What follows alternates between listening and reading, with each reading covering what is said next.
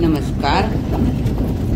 अलीकडेच मी ना रायगड जिल्ह्यातल्या अलिबाग चौल इथं पिकनिकसाठी गेली होती. तिथं मी खूप सारी मंदिरं बघितली.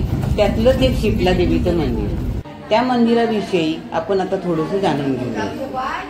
पौराणिक काळापासून चंपावती आणि रेवती या नावाने प्रसिद्ध असलेल्या पण सध्याच्या रेवदंड आणि चौल परिसरात 360हून अधिक मंदिर आहेत. त्यातीलच एक शीतला देवीचं मंदिर आदिशक्तीचं स्थान म्हणून ओळखलं जातं. हिरव्या गर्द नारळी पोकळीच्या छायेत चौलच्या खाडी किनारी हे मंदिर होतं.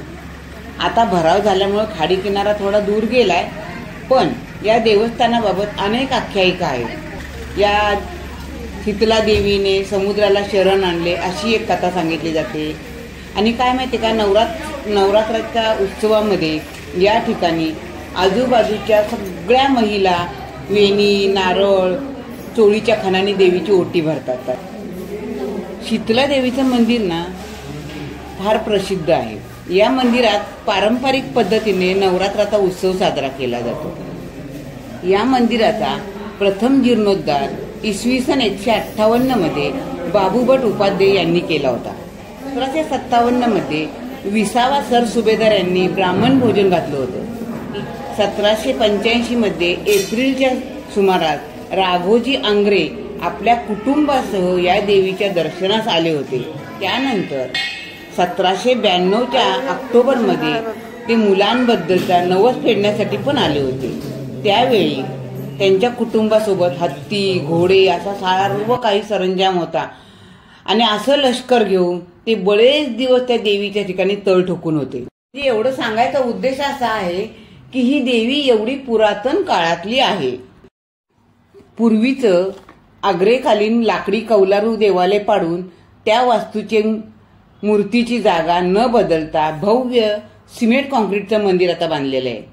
यासाठी देवीच्या भक्तांनी जीर्णोद्धार समिती स्थापन केली व त्यासाठी 27 मार्च 1990 रोजी गुढीपाडव्याच्या मुहूर्तावर नवीन मंदिर बांधण्यास सुरुवात केली. 1997 मध्ये हे संपूर्ण काम पूर्ण झालं आणि हे मंदिर भक्तांसाठी खुलं करण्यात आलं. चौलच्या या मंदिरात कधीही जा, पण खूप गर्दी असते. की असं नाही की मंगळवारीच गेलं तर गर्दी, शुक्रवारी कधीही जा खूप गर्दी असते. म्हणजे ही देवी तेवढी प्रसिद्ध आहे. मंदिराच्या बाहेर खूप सारी दुकानं आहेत. तिथं दुकानांमध्ये देवीसाठी ओटी नारळ साडी चोळी प्रसादासाठी खोबऱ्याची वडी शेंगदाण्याची चिक्की तिळाची चिक्की असे बरेच काही पदार्थ मिळतात आपल्याला. हार फुले गजरे देवीसाठी सगळं काही इथं मिळतं आपल्याला. मंदिराचा परिसर अतिशय सुंदर आहे. मंदिराच्या समोर एक कमान आहे.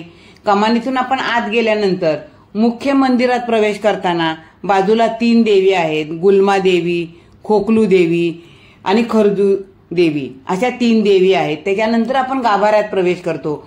देवीची मूर्ती अतिशय विलोभनीय आहे. म्हणजे बघताच मन बसतं. मंदिराच्या समोर दीपमाळ आहे. मंदिराचा परिसर अगदी खूप सुंदर आहे. तुम्हाला जर कधी जायला मिळालं शीतला देवीला तर नक्की जा आणि दर्शन घ्या. धन्यवाद.